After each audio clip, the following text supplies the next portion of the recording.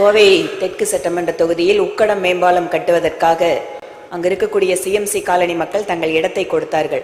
அவர்களுக்கு பழைய மீன் மார்க்கெட் பகுதியில் புதிய வீடுகள் கட்டப்பட வேண்டும். ஆனால் கடந்த 4 வருடங்களாக அவர்களுக்கு அந்த இடத்தில் வீடு கட்டவில்லை. அதற்கு மாநகராட்சி இடத்தை கொடுக்க வேண்டும். பழைய மீன் மார்க்கெட் பகுதியை எப்போது அந்த இடத்தை விட்டு அவர்கள் அந்த இடத்தை கொடுப்பார்கள் என தங்கள் வாயிலாக அமைச்சரிடம் கேட்டுக்கொள்கிறேன். அமைச்சர் அவர்கள்.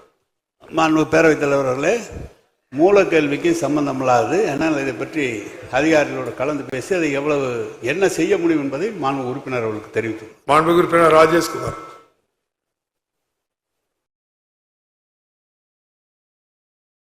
மாண்புமிகு பேரவைத் தலைவர் அவர்களே, கிள்ளியூர் சட்டமன்ற தொகுதியில் கொல்லங்கோடு நகராட்சி பகுதியில் செல்கின்ற ஏவிஎம் கால்வாய் கிட்டத்தட்ட ஒரு 8.5 கிலோமீட்டர் அந்த ஏவிஎம் கால்வாய் செல்கிறது. கடைசியில் முடியக்கூடிய இடத்துல இறைமன்துறை என்கின்ற ஒரு கிராமம் இருக்கிறது. மறுபுறம் கலிங்கராஜபுரம் வைக்கலூர் என்கின்ற ஒரு கிராமம் இருக்கிறது. நீண்ட காலமாக ஏதாவது இடர்பாடு ஏற்பட்டால் இந்த இறைமன்துறை மக்கள் செல்வதற்கு பாதுகாப்பான இடத்திற்கு செல்ல வேண்டும் என்று சொன்னால் இறைமன்துறை கிராமத்தையும் வைக்கலூர் கிராமத்தையும் இணைக்கக்கூடிய ஒரு உயர்மட்ட இணைப்பு பாலம் அமைத்து தருவாரா என்பதை கேட்டாங்க. மாண்புமிகு பேரவைத் தலைவர்களே, கடந்த ஆண்டே இந்த கால்வாயிலை தூரெடுக்க வேண்டும் என்று தாங்கள் சொல்லி அதற்கான அதிகாரிகளுடைய நடவடிக்கை எடுத்திருக்கிறார்கள். எனவே மாண்புமிகு உறுப்பினர்கள் சொல்வதை கவனத்தில் கொள்ளலாம். நிதிநிலைக்கு ஏற்ப அதை செய்து தருவதற்கு முயற்சி எடுக்கப்படும். மாண்புமிகு உறுப்பினர் பூமிநாதன்.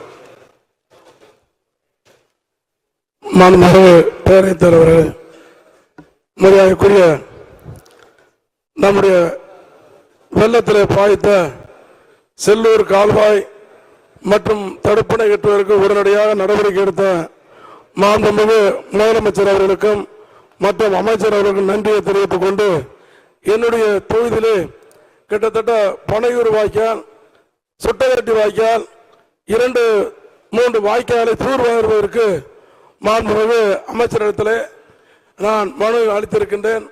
அதை நிச்சயமாக 10 ஆண்டு காலமாக தூர் வராம அது பூரா மேடாகி தண்ணியே ஓடல. அதனால அதை செய்து தரும்படி அன்போடு கேட்டுக்கொள்கிறேன். இல்ல, கால்வாய்னா நீர்வளத்துறை கால்வாயா? இது அமைச்சர் மாநகராட்சி. மாண்புமிகு அமைச்சர். பேரவைத் தலைவர்களே, மாநகரத்தின் நடுவில் இருக்கிற மாநகராட்சிக்கு உட்பட்டப்பட்ட வாய்க்கால் என்றால் மாநகராட்சி தூர் வரப்படும். மாண்புமிகு உறுப்பினர்கள் சொன்னதை கவனத்தில் இருக்கிறோம். எனவே இப்போது கூட உங்களுக்கெல்லாம் செல்லூர் ஏரியை மாண்புமிகு முதலமைச்சர் அவர்கள் நேரடியாக பார்த்து அங்கே இருக்கிற உடனடியாக அந்த வாய்க்காலை கட்ட வேண்டும் ஏனென்று சொல்லி அதற்காக 13 கோடி நிதி ஒதுக்கி உடனடியாக பணியும் துவக்கப்பட்டிருக்கிறது.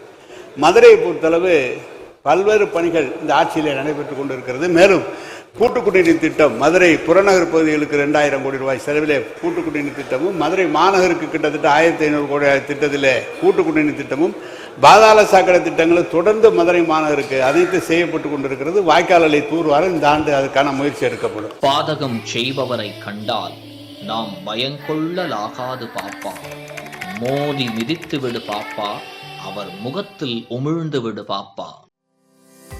அண்மை செய்திகளை உடனுக்குடன் தெரிந்து கொள்ள இணைந்திருங்கள் இயம்நாடு தொலைக்காட்சியுடன்.